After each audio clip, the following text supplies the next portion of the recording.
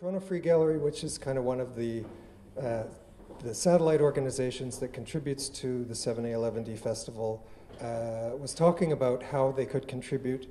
One of the things we talked about was how nice it would be to have the possibility for kind of larger public to have the kind of close dialogue with artists that we get, you know, at the parties afterwards, and kind of like the time that's outside the actual performances, and that often that's where a lot of the most interesting things happen and where you really learn things about people. So we thought it would be nice if we had some kind of forum that would allow for that and everything that's happens here will also be put up on the web, so it'll be available as a kind of archive for the future. So we thought that this would be a great sort of contribution to the festival to add to it. I would just like to introduce your host for today's Performance Art Daily Talk, Berenice Hirschhorn, who is one of the local artists who is also participating in the festival, and she'll be performing, what day? Saturday? Saturday the 30th at X Space. So, Berenice, I hand it over to you. Okay. I might be a little clumsy with this microphone. What we want to do amongst ourselves is have a conversation amongst ourselves, but that we share with you, rather than have each artist lecture for half an hour about what they do and how they feel about things, and then invite questions. We invite you to contribute to the conversation. If someone is talking and you have something that you want to say or address or respond to, please do it at the time rather than hold on to the thought till the very end. For those of you who don't know their work, those few of you who don't know their work, I would like you to just open a little bit with who you are, and just a very brief description of what it is exactly that you do. We'll start maybe with Helge. Helge first. Helge has the microphone in his hands. And should I start? Yes. Okay. Hello. I think most of you know me, but anyways, my name is Helge Meyer. Terribly, I'm 40, and I feel much older today after staying at Tanya's house until 3:30. But yes, my work is, I'm a teacher in Germany, in a high school and in university. I wish I could be only a performance artist, but as you know, it doesn't pay the rent enough. So I'm happy that I can teach, and I try to teach as much performance art as I can in school and also in university, but sometimes it's not possible. And my personal work, yesterday was a very important night for me because normally I do not work solo. I work since 1998 with Marco Teubner and the duo System HM2T, and since 2000 with my friend Jürgen Fritz and Black Market International, and started another trio last year with Jamie McMurray and Julie Andretti. So I'm very interested in collaboration. If I work alone, normally I work with the audience, and yesterday I didn't do it so much. So this was really something new for me, and so I'm on a new way. I will see what will happen. Jeffrey. Hi, I'm Jeffrey Bird. That's loud. I am from the U.S. I live in Iowa. I'm a teacher and an administrator at a university. One of my former students is over there. I'm very proud of Tara. My work has a lot to do with the relationship between real things and fake things. And also I have this interest in trying to find beauty in unusual or unexpected places. And the work that I'm going to be doing, like Helga, is a little bit different from me. It's new. I think in the past my work has been a little more on the theatrical side. I would sing and dance and do some movement inspired by Butoh. But the piece that I'm going to be doing here has a lot to do with working in an office, and I've found that I really love office supplies. I mean, it's better than going to the art supply store. I love going to Office Max and looking at envelopes, and I think I'm trying to find beauty and order in those things. So it's going to be a durational piece. That's also very, very different for me as well. So I'm fingers crossed. I'm hoping it's going to go well. Okay, I am Gwendoline Robin. I'm from Belgium. I speak French and a little bit English. I am before artist visual, and I begin performance since 2000. Before I make installation and with object and body object in space, and in the performance I want to try to make my body. And for me, it's very difficult to be with my body, and for to try, my idea is one confrontation with my body and explosion. I need to be afraid to be here in the space. And now I begin maybe tonight. And test a new performance with object, my body, and not with explosion also. I test also the body and object, and not explosion. It's very difficult for me, but I am interested. I begin with scene explosion, and I want to arrive with for the end with explosion. Because I need to explode.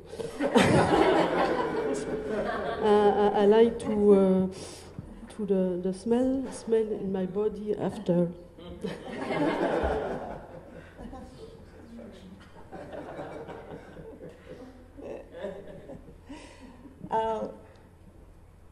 Helga, what do you need to bring?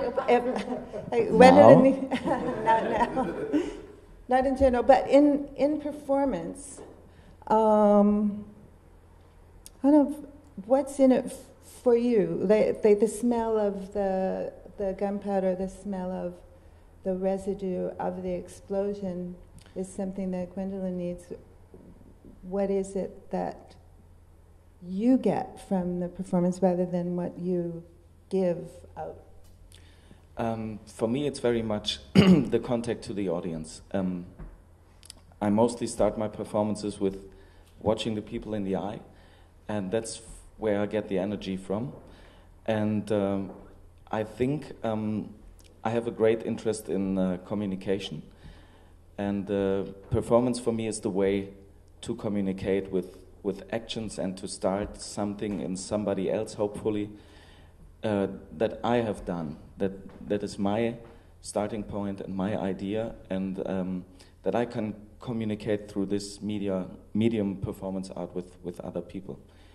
And mostly I also need the heavy body work to feel my body. I have also a problem with my body, so I need to endure situations. But yesterday was different.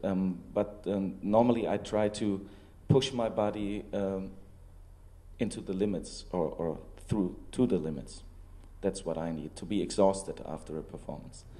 Yesterday I was more mentally exhausted, and my voice is a little bit, and I'm starting to work with voice. That's something I tried before because I'm a musician as well, but it didn't work. But now I'm starting to try to work with voice as well. Last night was the first time that you used voice in a performance? Not the first time, but I think I started last year or the year before in Boston when I did a performance in Mobius, where I absolutely didn't know what to do. They invited me last minute to do a night there, and there I used voice, I think, the first time. In black market sometimes, but not really planned. So I think this is the third time that I also used the German language in a performance and not English. That was new for me. And I like to break the whole dynamic of the performance with this, because everything was very slow, very silent, and then this German, very hard, 1, 2, 3. Yeah. I like this.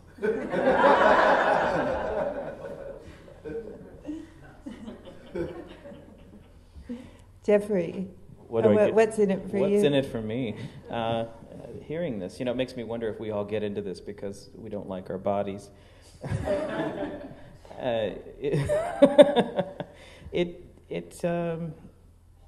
The things that we're already saying, I think I relate to. I like the idea of having some kind of interaction with the audience, but I also think that when I'm performing, I reach this almost meditative state that seems very freeing, and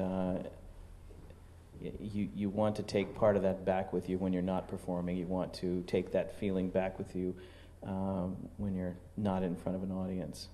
I think performance has helped me to be a better person, has helped me to be more confident, and I hope that even though that sounds really therapeutic, I hope the audience was getting something out of it after all these years too. I guess they'd tell me to stop doing it if they didn't get anything out of it. But I think it's a kind of state of mind that happens when I'm performing, that having it helps me when I'm doing everything else, helps me to see the rest of life in a different way. So what do you mean by a better person? I think I'm more functional, and I'm probably a lot nicer. Thanks, performance art.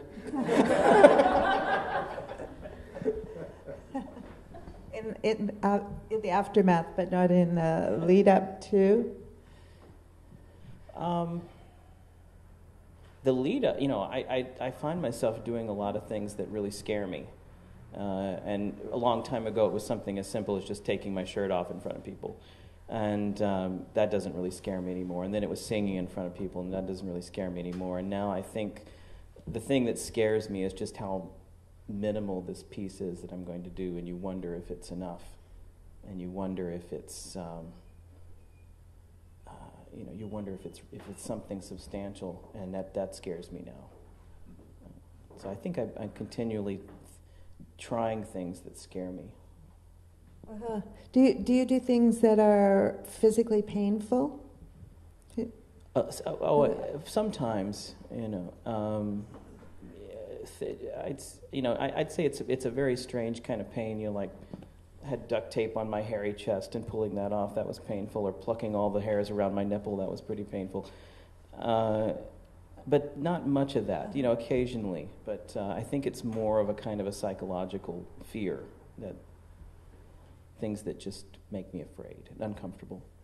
So you're facing your fears in public? Yeah, I think so, yeah. But my fears aren't always the things that I think would scare most people. That's probably true for all of us. I have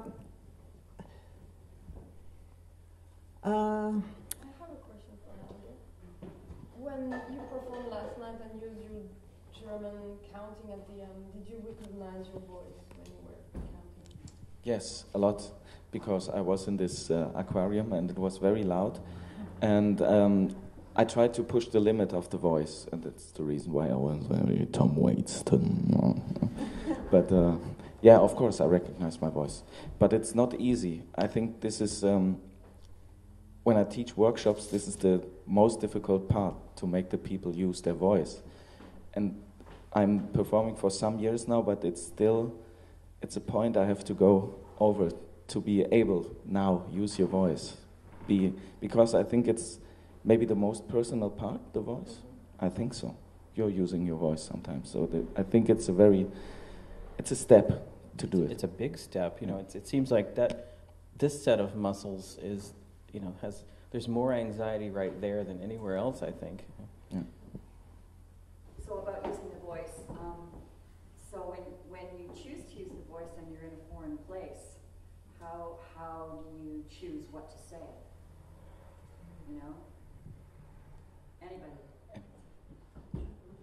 So yesterday it was just about the number 7. The whole performance dealt with this number on different levels. I don't want to explain the work, but and I decided to use the German language because I did this in Chile in a collaborative work with Alexander Del Rey, Alistair McLennan, and Marilyn Arsim, and it just came to my head I could use my German, and the people afterwards said that was a very interesting point. We couldn't understand what you were saying, but this German sounded so strange in this performance, and this was the decision to use the German language. And it's just by the moment, I think, that I decide. In Chile, were you using were you speaking or were you counting? Also counting. Also counting, but you were talking. Yes, as well, yes, so that you were communicating, but not communicating because you were speaking a language that. Yes, I was just talking in my own language. And most of the time, I don't say any words unless it's, you know, a snippet of an aria from an opera, and then it's in Italian. And you sing? Yes. You sing also? Helga? Not in performance. Not in performance. I once tried, but it didn't work. You sing? Do you sing in performance? Do you speak at all? And I talk of sing, never in the performance, but I learn for the voice. But I don't know if I can one time to try for the performance. But just I have one time in collaboration for the performance with a musician, compositor, because for me the explosion is lack of voice, but my voice is explosion, and the musician, compositor sing and play the trombone. I don't know in English, but trombone. Trombone, yeah. Mm-hmm. And there are dialogue with voice and explosion. Uh-huh. But it's not my voice. But you study. You said you study voice, or maybe I misunderstood. Yeah, no, but it's not the thing, but I don't know. It's a method of for just sortir the voice. The project, because my voice is very and I learn for but it's, that's interesting. with the position and I don't know. C'est enfin des trucs. So you learn to project your voice, but you Yes. don't use your voice, but you use the power of that breath in your performance. Yes, Yes. Tu n'utilises pas la voix dans la performance, mais tu utilises la puissance de la respiration. Not for my respiration, but I am very interesting for the puissance of power, yes, and for the respiration, but not my respiration. Maybe and one day I can.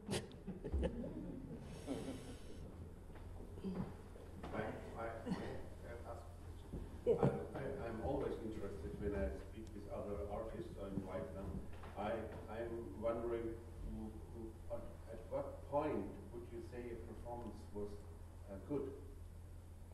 So what is a good performance for you? When you do it, sometimes you have a feeling it was not so good, it was good. But at what point would you say, yes, this performance was good for me? Maybe too difficult to answer? Because I'm interested, because every performance artist has a different approach. But in fact, I'm interested, what is your dream? What are you longing for, in fact? What you try to achieve? And I know probably it's not to answer this question, but I'm interested in this because they're so different people, different approaches, different ideas of what can happen during the performance. For me, it's it doesn't. There is nothing I could.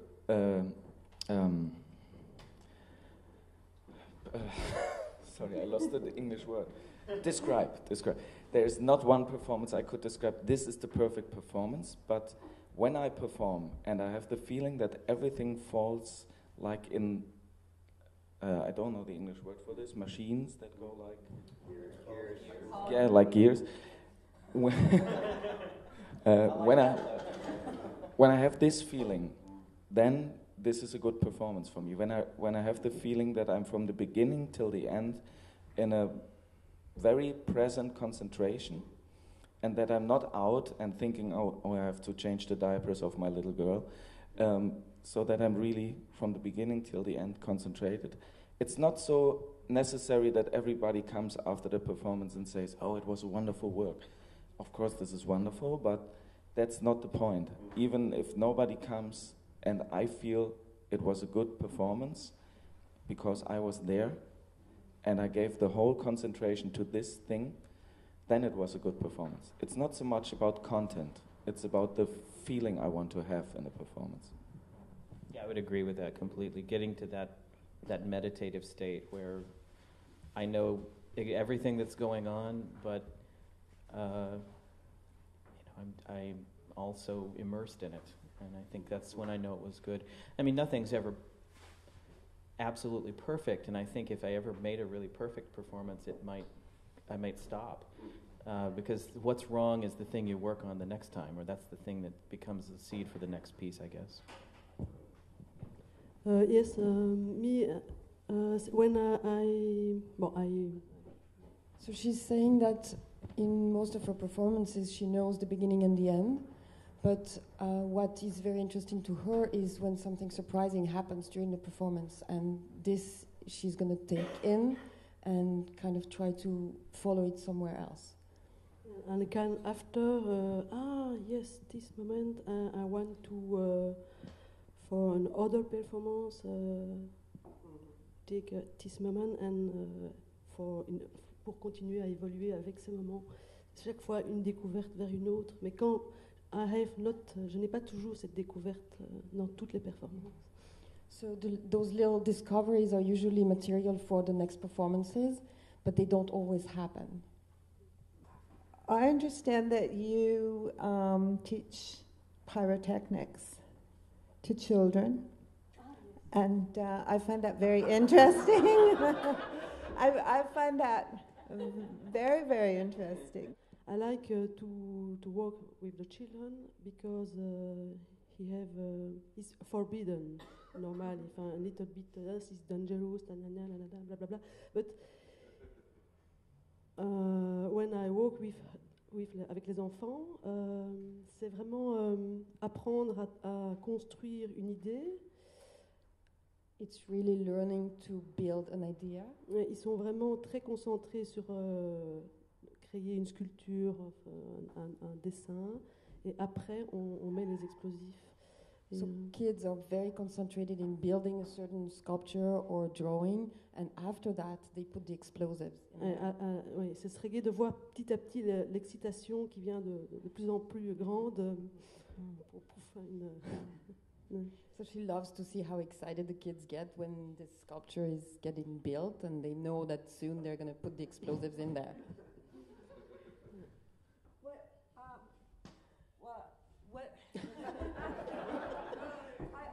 I didn't introduce Claudia Whitman, who is personal translator for Gwendolyn today. In what context are these children's workshops? Do you go into a school, or do parents sign up their children to blow things up?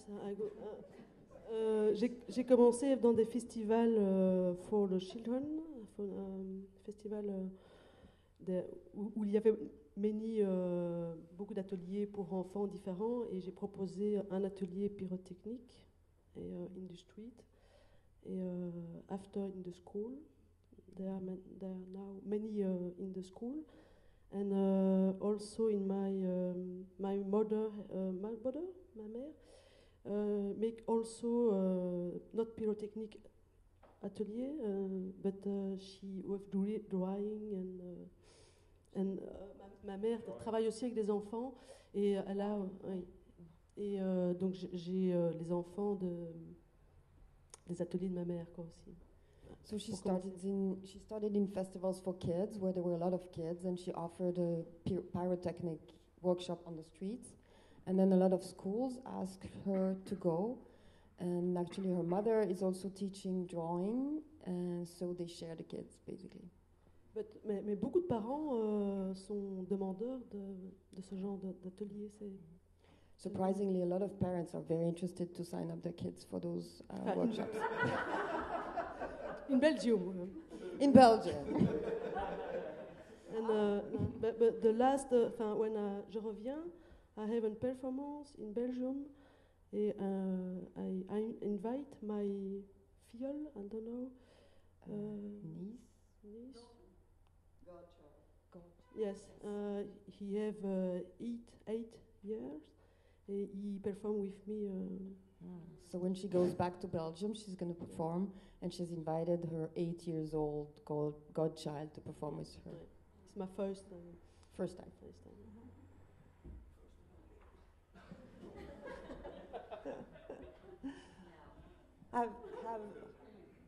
Have you done similarly transgressive workshops with young people? I know you work with young people. You teach high school, and do you challenge your students? Yes, because they treat me. I'm the crazy teacher who's naked in the internet, and so that's for me. It's all the time a challenge to get into a new class and look at the faces and try to find out who saw me naked from these people. I was actually very surprised that my headmaster accepts all of this, and that no parents came up until now and say, we think it's very strange that you are teaching our children, but it doesn't happen so far. I just teach naked. It saves a lot of time.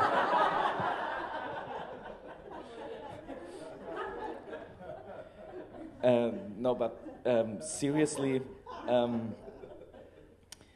teaching is a big responsibility, and I teach art and theater.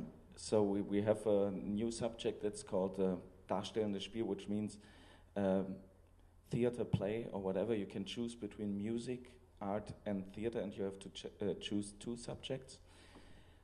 And for me, it's very important, really, to try to give something to the people that they make up their own mind.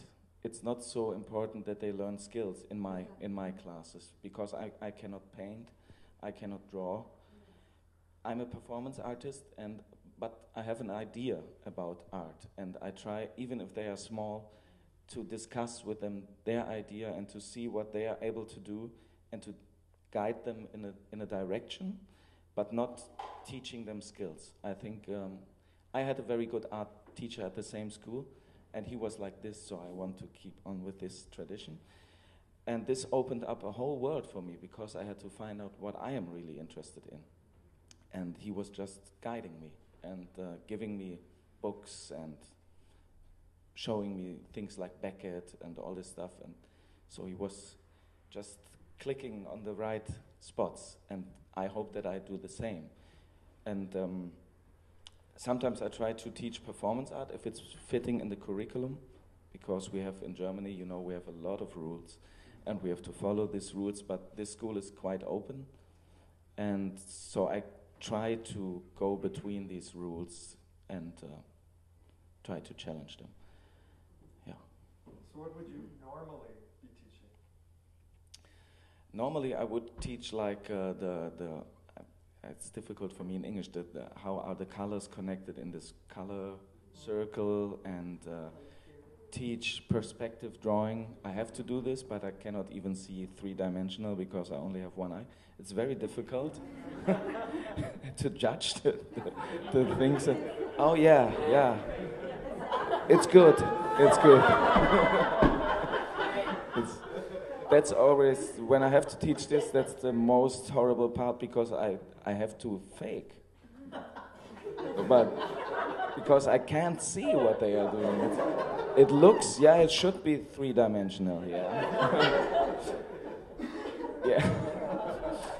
And also some things like impressionistic painting and all this stuff. So really art, general art.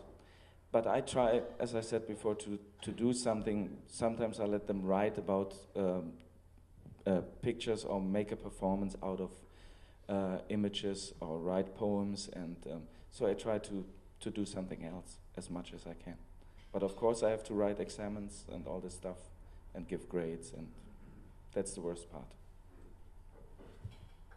Well, I teach at a university, and a lot of our university students are on the career path to be art teachers themselves.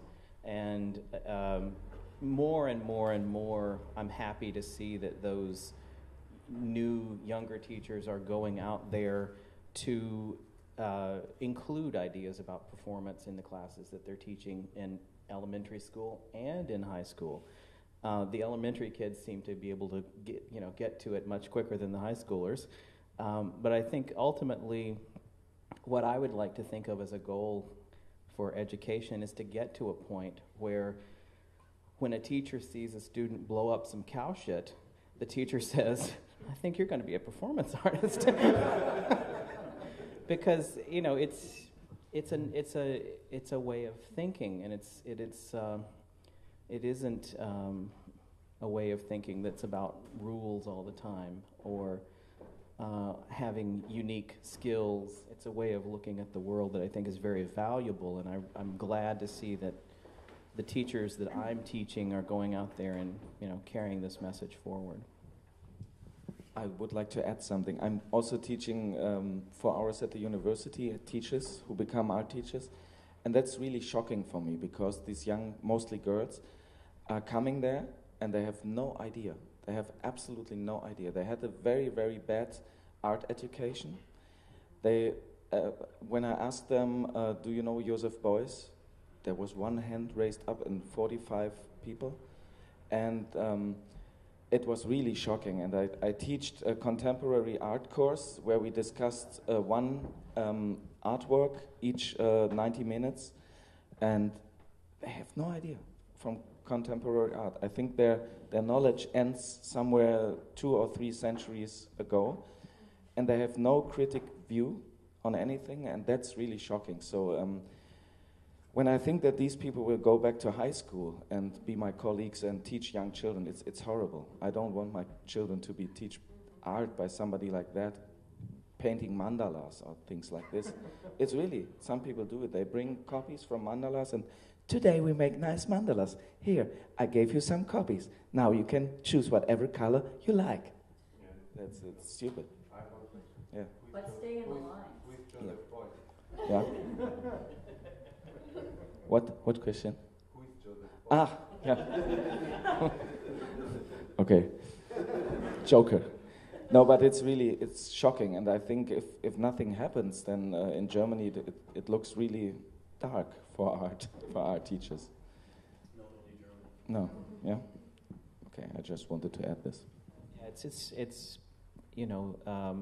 so much of what education seems to be about is stressing these kinds of practical skills and really enforcing that onto the students, the young kids, and they, it sort of zaps their spirit. Over time, everything becomes so mundane, and they don't seem to realize that you need these kinds of thinking skills, creative skills, mental skills, not only to solve problems, but also just to make life better. And that kind of quality of life stuff is getting harder and harder to make people believe it's valuable.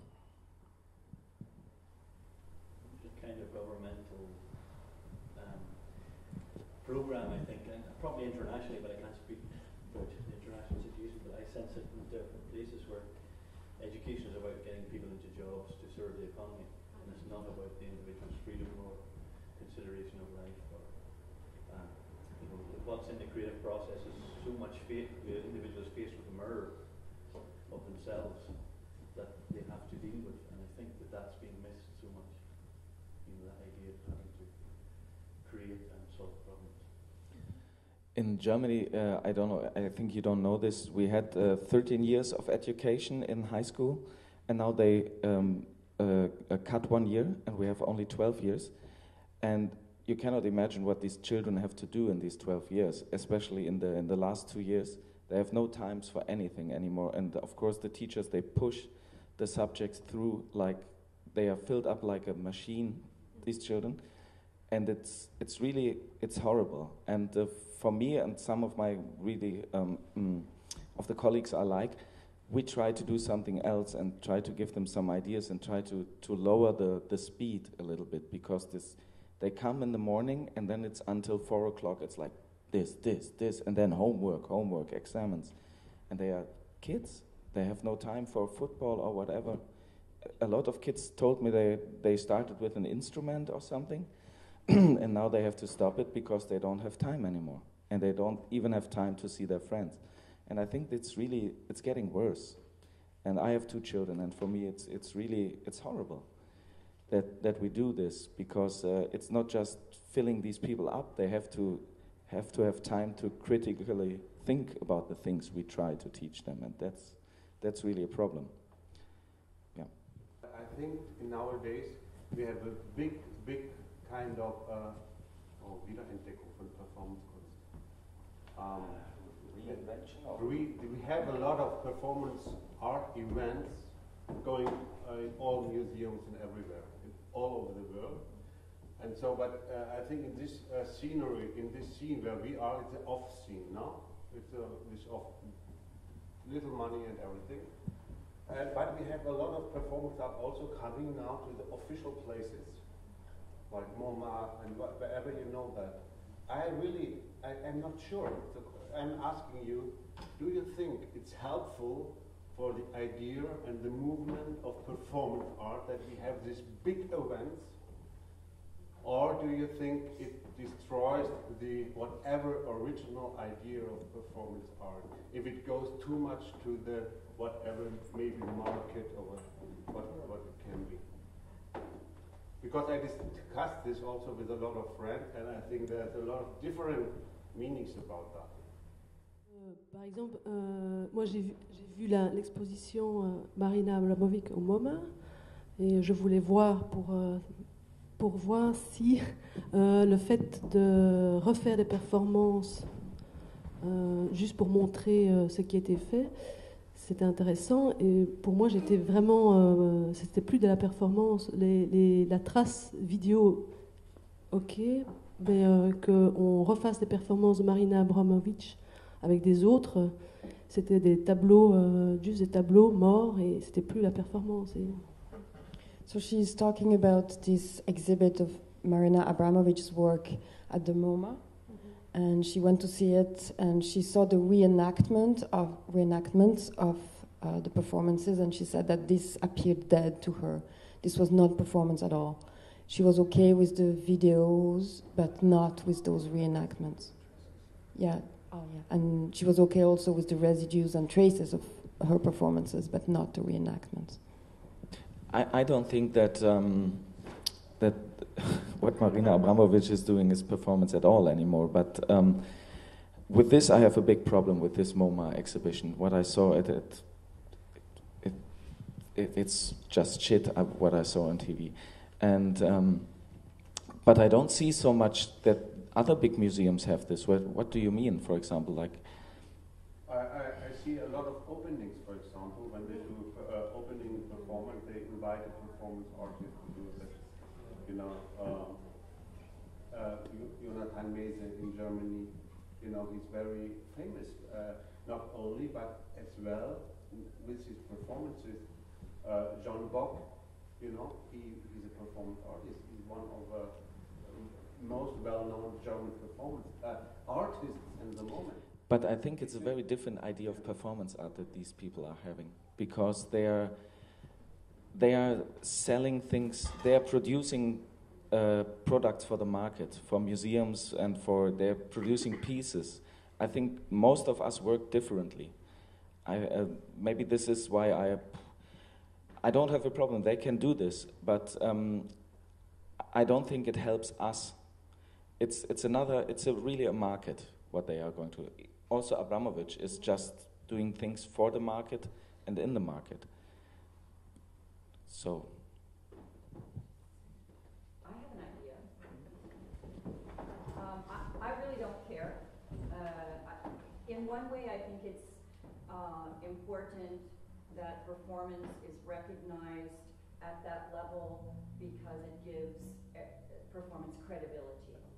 And it doesn't mean that individual artists have to buy into the marketplace. This happens in all kinds of art practices, in all kinds of disciplines. You know, people make art for different reasons. There isn't one art scene. You know, there are many parallel scenes, and I think that when I teach my students, I try to explain that to them, that there are many different ways that you can be an artist and function as an artist in the world. The only time I get upset with the designating performance art people is like on the CBC radio a few weeks ago, Gian Gomeshi was saying that Lady Gaga is a performance artist. Lady Gaga is a celebrity. She is not a performance artist, in my view. Marina Abramovich is a performance artist, where she is a performance artist. What she is doing now may not be interesting for some people, but it is interesting for, maybe not interesting for us, but it is interesting for other people, you know, who maybe were intimidated or don't want to come to, you know, this part of town, or, you know, and deal with boredom, or, so I feel it's fine, you know. It's not changing what I'm doing. So the more the better, you know. And there's bad art, you know. Like there's always bad art and there's good art, and it's better to have more art, whether it's bad art or good art, and then we can have a conversation about what we think is good and what is bad. That's my opinion. I would say, you know, if somebody who doesn't know what performance art is learns that the Museum of Modern Art is presenting this stuff, and that person is a little more knowledgeable, that's probably better than worse, because that person may, you know, end up on some arts board that gets to decide whether or not we get money. And I'd rather them have that idea that this is legitimate, rather than them continuing to think this is just crazy. So, you know, I think it's good and bad, but I figure, you know, if it legitimizes it, it's probably better than bad. So I'm curious on that level, bring it back around. All of you said you were doing something kind of new or a bit different here. And I was wondering if there's something about why did you feel that this was a good place to try something a bit different as opposed to do maybe what you might do at other places? And actually, I have a sort of an added point to that question, because I was going to ask you how you know when it is time to move on to a new idea. So I think those two questions work together. Mais parfois, je suis invitée dans des festivals very officiels, festival de danse of Seattle pour une performance, and the festival me demande one piece, 7 pièces. Je ne suis pas invitée en tant qu'artiste. So sometimes she's invited in very formal festivals where they ask her to show a specific piece. So she's not asked to go there as an artist, but she's asked there to show that piece. And c'est juste important because they have the money. But It's only For- important to go there for the money. but yes, et I need the money pour chercher dans de nouvelles performances, donc ça c'est bien. So it's money to live, but also for research in art. But now this festival of the autre festival organisé par des artistes, là je sais qu'ils m'invitent pour moi, en tant qu'artiste, ils me demandent jamais qu'est-ce que je vais faire. Et du coup, c'est vraiment important de faire beaucoup ce genre de festival pour me mettre, mettre en forme, essayer des nouvelles idées. Parce que je sais qu'il y aura après un échange qui pourra me faire évoluer, quoi. Donc So it is in festivals that are organized by artists that she's definitely trying new things. And it is through those new things and the exchanges that she has with the artists there that she can learn something new and know where she's going. That she feels we're actually inviting her to do that. Yeah, and in those festivals she feels that she's invited as an artist, so for herself, not for this specific piece that she has done in the past. For me, it's a similar reason. I knew that some friends and some colleagues are coming here with who I wanted to discuss a lot of things. And so I decided some of them saw my work, so I wanted to present also to my friends and colleagues something new to talk about and see how it works for me and push me a little bit. But also I was in very long contact with Shannon and was discussing with her what is possible here. I think it's sometimes necessary to know what is possible, because when we work in countries like China or Philippines or whatever, there's not so much possible in kinds of technique. And for me yesterday, this was one of the most complicated things I've done, even if it was only an aquarium hanging. But normally I'm just simple, putting my stuff somewhere and starting. But I knew Shannon was saying, yeah, we can do many things. Okay, feel free, plan something. So this was a very good conversation that opened up my mind also. That I could think, okay, I can mix some ideas. And so it was really open. And this gave me the opportunity to think about something new, because there was this openness. Thank you for this.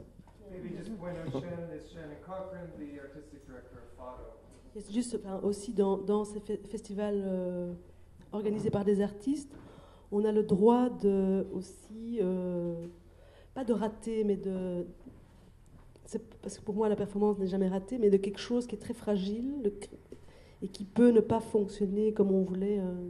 C'est pas un produit, c'est une expérience.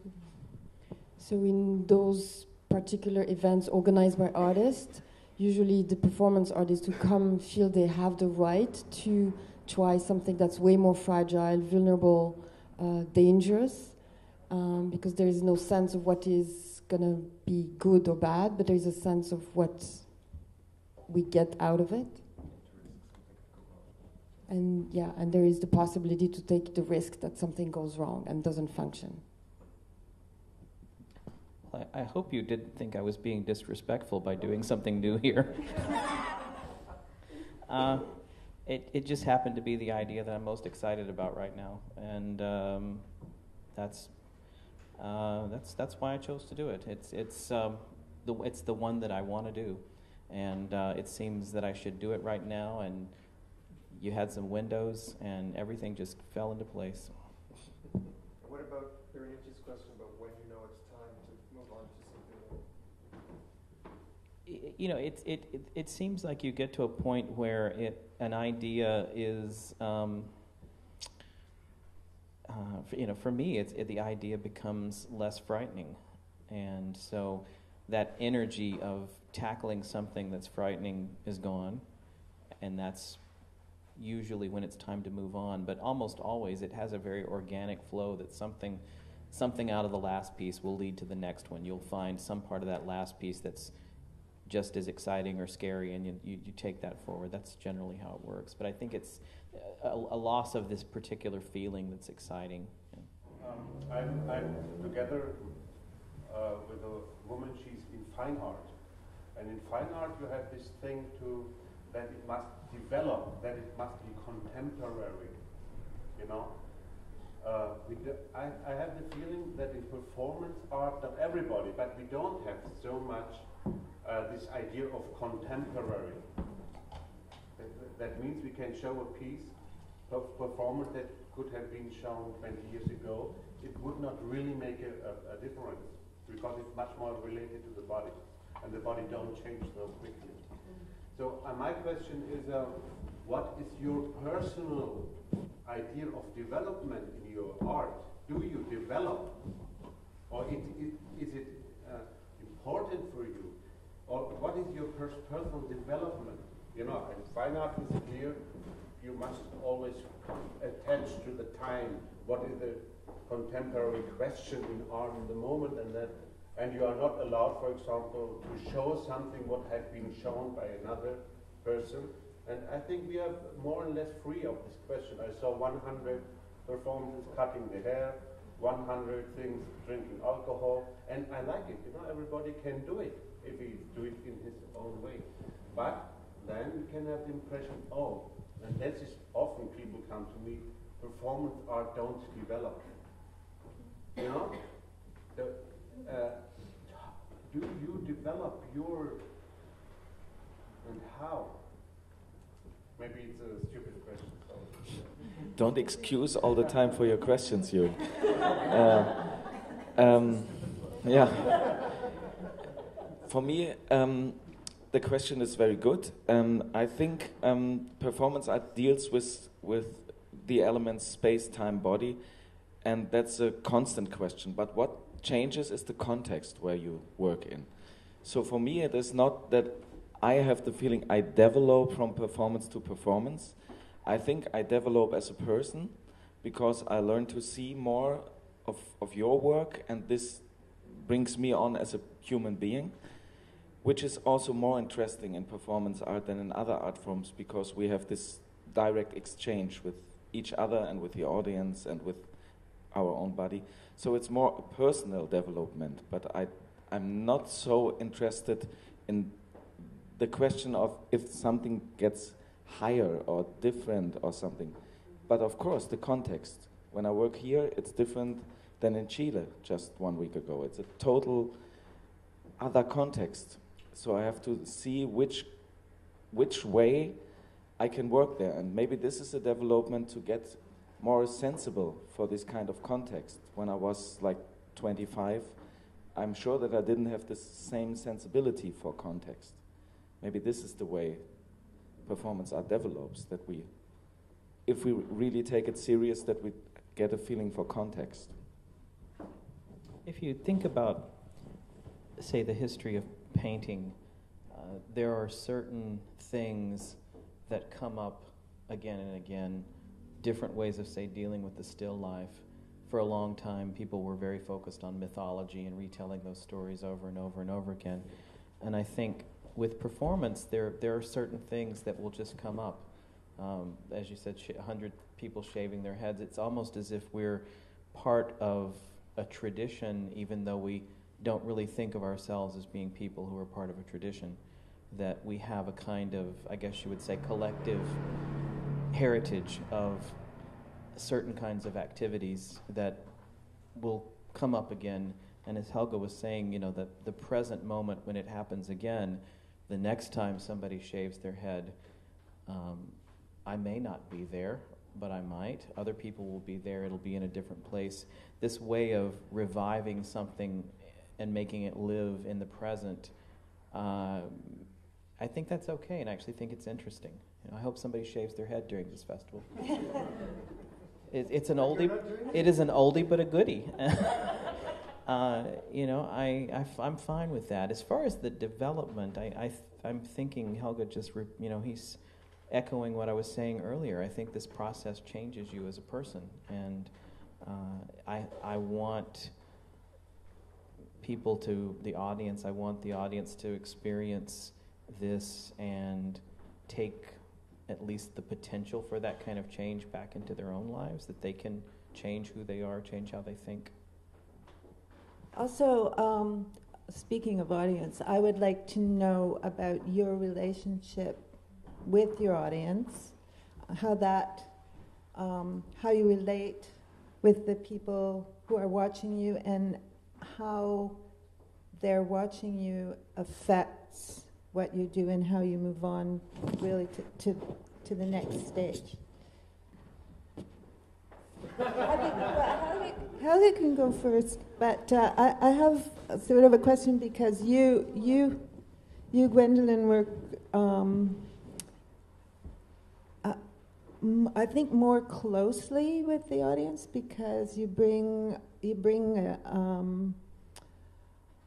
an excitement and an actual danger to them. So at the beginning, she was talking about this fantasy that we have around fire, pleasure, desire, and that might make us believe that we are closer to her through this. But she doesn't think that this makes us closer, it's just different. So in my work, I often invite the audience to really participate, so really be co-producers of the work.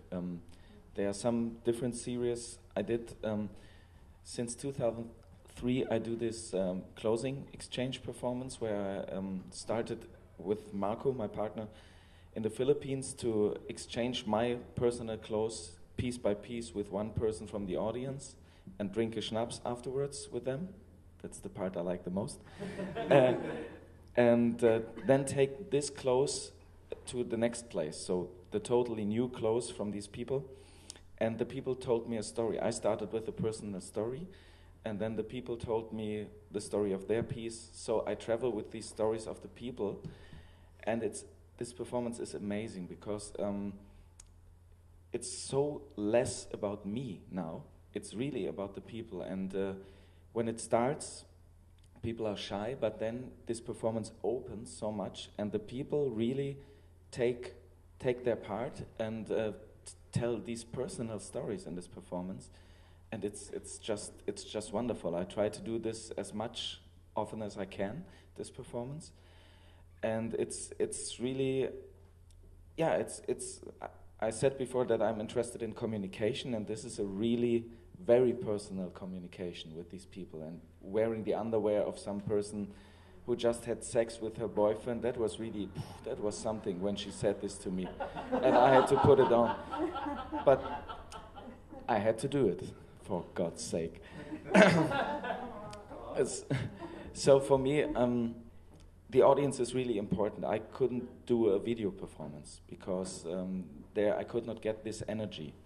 Even yesterday, it was really important for me to look at the people before and get this eye contact. And some people smiled at me, and this gave me some courage. Some people were just like, this gave me another kind of courage. So I will push you, yes. So this is for me really important, the contact. And was there something else in the question? No. Okay, thank you. Yeah, I think the energy of working in front of a live audience is pretty important. I want to just share this little story because I'm always happy when I find that my work might have touched people in a way that I was not expecting at all. And a couple of years ago, I did a performance in Belfast, and at the end of it, I threw all these confetti stars over the audience, and they were really, the folks that were running the show were really great at cleaning everything up, and so those stars were swept up. But the next day, I noticed that they had missed a few, and there was a little girl there, and she was maybe about 6 or 7 years old, and she was going around picking up the ones that they had left, and she had them in her hand. And of course, she didn't see the performance that I did, so she was picking up these little stars and putting them in her hand, and she looks up at me and she goes, "These stars are magical." And I thought, that's great. I was really happy that somebody that I never thought it was going to, I was not going to have a connection with because of my performance, she got something out of it. So those kinds of things made me very happy. On that question of audience, I always think it's like in these kinds of events we have two audiences. So there's the audience of most of us who we've heard of each other's names, or we've met each other at festivals, or we've seen, I saw your performance in Berlin, and I saw your performance in Thailand, and so we have a kind of what you were talking about earlier. I'm doing this in a way for my colleagues who I've met, and they know something about my work, so I have something new to tell them, or I have something further to explore. And then there's this other audience of, we go to all these different countries, and we don't really know the situation we're going into. And for me, it's always this question of, what could I possibly have to say to these people? I know nothing about this world. How can I learn enough about this world to know I'm not just speaking something that makes no sense whatsoever, that has no connection to them? And I'm wondering how you deal with that question of how do you keep it real to this moment? For me, it has something to do with research. When I work with Marco, especially in this duo, we research a lot about this place where we are going to, and sometimes we work with some things that interests us there, and we hope that we can communicate on this level with the people. But I would like to say something that was really maybe the best or the most interesting thing I ever experienced so far, and this was Kaori's festival in 2001 from Kaori Haba from Japan. She invited 4 artists, Marco, me, Sylvie Coton, and Chumpon Apisuk, to stay for 2 weeks in a small village in Japan. We were not allowed to bring a finished performance, and the villagers were cooking for us. We lived in this traditional tatami house, and Kaori brought us to a home for mental people, a home for old people, a children's, a kindergarten, nursery school. So she tried to show us a lot about Japanese culture before we were developing a work. And this was a brilliant idea, because the works we were doing were really related to what we experienced in these 2 weeks. And we really lived together, so there was no talking about art so much. It was really talking about the culture, eating with these people, learning many, many things. That was good, but I think we all have not so much time to do this all the time, and not so much money.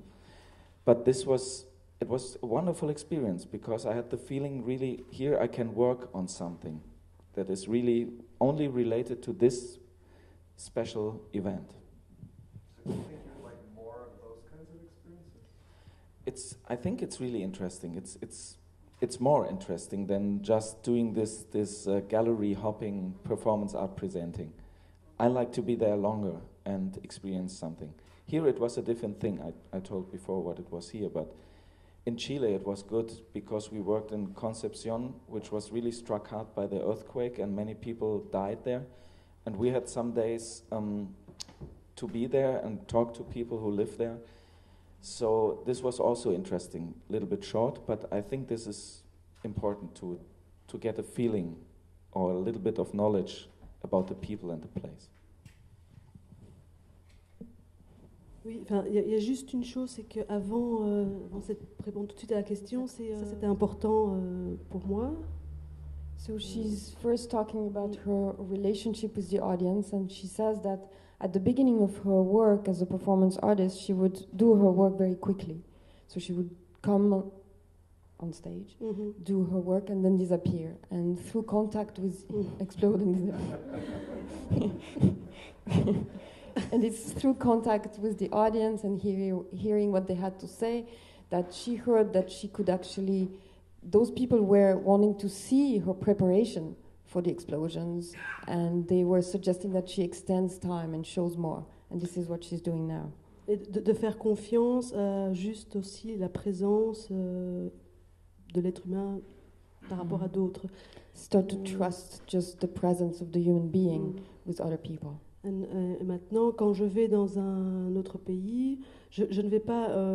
Je me dis que je viens faire confiance à juste, je suis Gwendoline, et face à d'autres personnes, mais de prendre le temps d'être là aussi avec une action moins spectaculaire, et d'établir ce rapport-là avec les autres aussi, mais pas en fonction de la nationalité ou du pays spécialement tout de suite, quoi. So when she goes to a foreign place, she has the tendency to put a little less emphasis on something very spectacular, but trying to be with the audience as a human being, because we're all human beings, even if it's a foreign country. Well, I think getting to have these kinds of exchanges, I feel very lucky because it's good that there's this kind of openness amongst people. When you go into a place, they're curious about what you're going to do. You're curious about just how they live in a regular way every day. And that clash of what you're going to do, which is oftentimes irregular, with their regular, I find that very interesting. You know, that you come and you do these things and it's very bizarre, and then afterwards you're just going to go to a restaurant and have a drink with them. And I love that idea of slipping in and out of that way of thinking, and really you don't very much. You know, once you're there to make art, you continue that, and I find it really heartening to know that there are people all over in the world that are interested in these kinds of things, and that I feel optimistic because of it. I hope we can keep having these kinds of interactions and that it spreads. But there's something real fascinating, like I said, about the bizarre thing that you may do, and then 30 minutes later you're sitting at a bar, and it's not bizarre anymore, and it's almost a real intriguing part of it. Gwendolyn is performing tonight at Mercer Union at 8 o'clock across the street, and Jeffrey is performing tomorrow. I think it's 12 to 7. Here from noon till 7, and hope to see you all in all those places.